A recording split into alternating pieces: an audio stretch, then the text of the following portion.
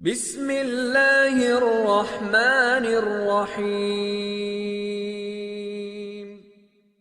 حضرت علی رضی اللہ عنہ کے لشکر کا ایک خاص گروہ خارجی تھا جو اپنی حماقت اور ذہنی کجروی کی وجہ سے ان کے ایک فیصلے کو غلط اور معاذ اللہ قرآن مجید کے صریح خلاف سمجھ کر ان کا مخالف اور آمادہ بغاوت ہو گیا تھا۔ ان کی تعداد کئی ہزار تھی۔ پھر حضرت علی رضی اللہ عنہ کی افہام و تفہیم کے نتیجے میں ان میں سے ایک خاص تعداد راہ راست پر آ گئی، لیکن ان کی بڑی تعداد اپنی گمراہی پر قائم رہی اور قتل و قتال پر آمادہ ہو گئی۔ بالآخر حضرت علی رضی اللہ عنہ کو ان کے خلاف طاقت استعمال کرنی پڑی، جس کے نتیجے میں ان میں سے اکثر کا خاتمہ ہو گیا۔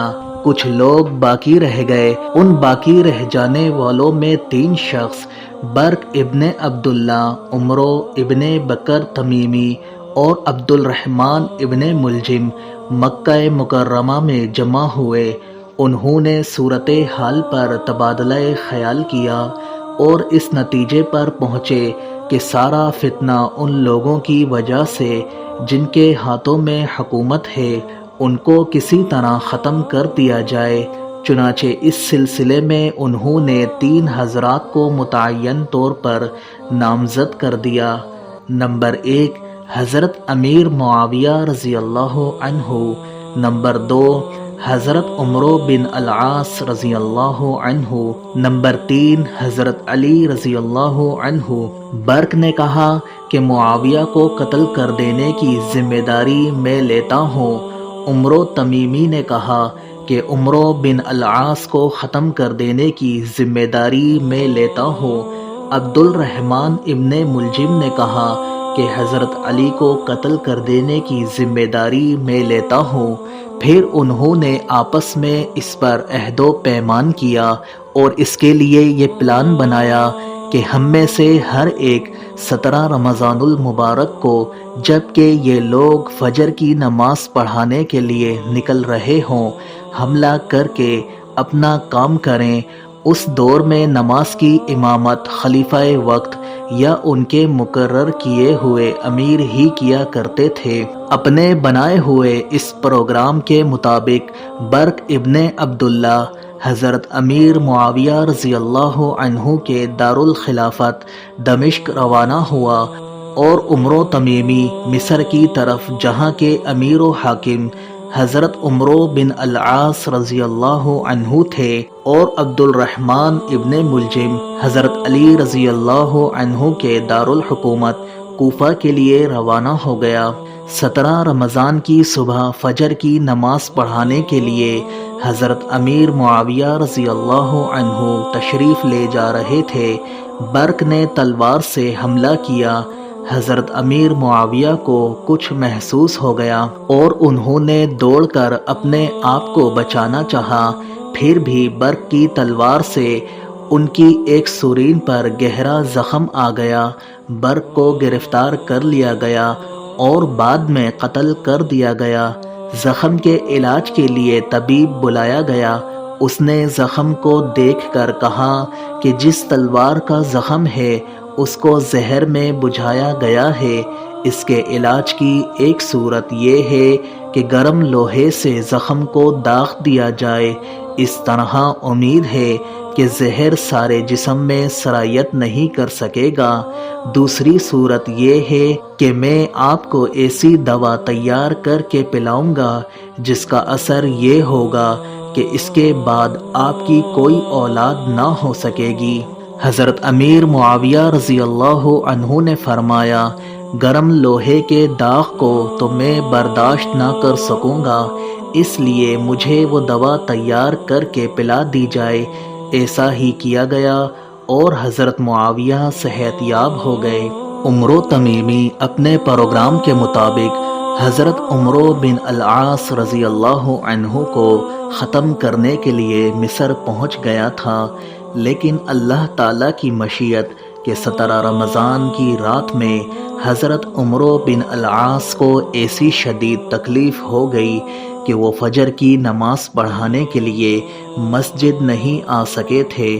انہوں نے ایک دوسرے صاحب خارجہ بن حبیب رضی اللہ عنہ کو حکم دیا وہ ان کی جگہ مسجد جا کر نماز پڑھائیں۔ چنانچہ وہ آئے اور نماز پڑھانے کے لیے امام کے مصلی پر کھڑے ہوئے تو عمرو نے ان کو عمرو بن العاص سمجھ کر تلوار سے وار کیا، وہ وہیں شہید ہو گئے۔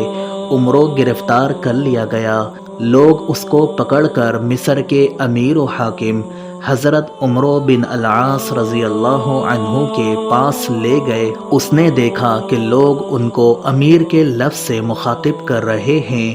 اس نے لوگوں سے پوچھا کہ یہ کون ہیں؟ بتلایا گیا کہ یہ مصر کے امیر و حاکم حضرت عمرو بن العاص رضی اللہ عنہ ہیں۔ اس نے کہا میں نے جس شخص کو قتل کیا وہ کون تھا؟ بتلایا گیا وہ خارجہ ابن حبیب تھے۔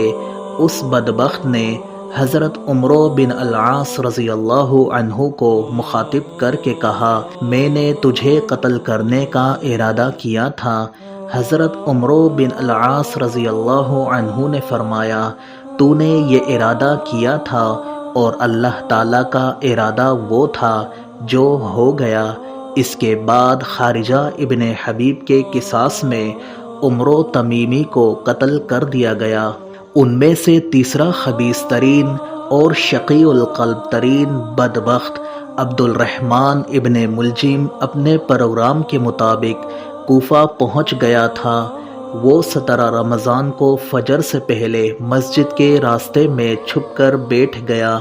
حضرت علی رضی اللہ عنہ کا معمول تھا کہ وہ گھر سے نکل کر الصلاۃ الصلاۃ پکارتے ہوئے اور لوگوں کو نماز کے لیے بلاتے ہوئے مسجد تشریف لاتے۔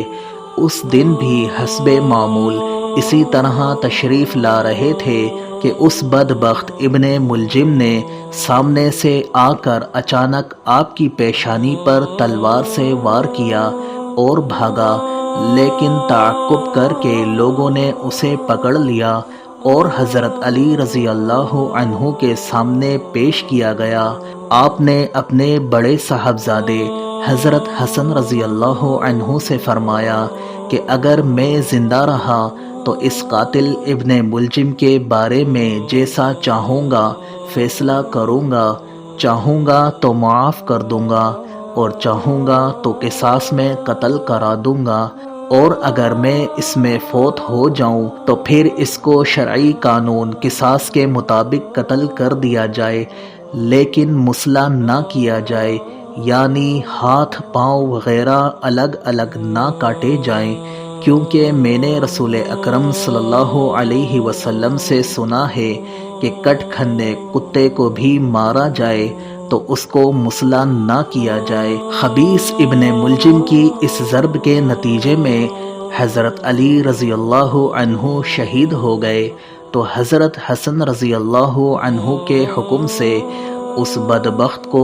قتل کر دیا گیا، اور غیظ و غضب سے بھرے ہوئے لوگوں نے اس کی لاش کو بھی جلا دیا۔ تاریخ اسلام اور اسلامی واقعات جاننے کے لیے ہمارے YouTube چینل قرآن میسج کو سبسکرائب کیجیے۔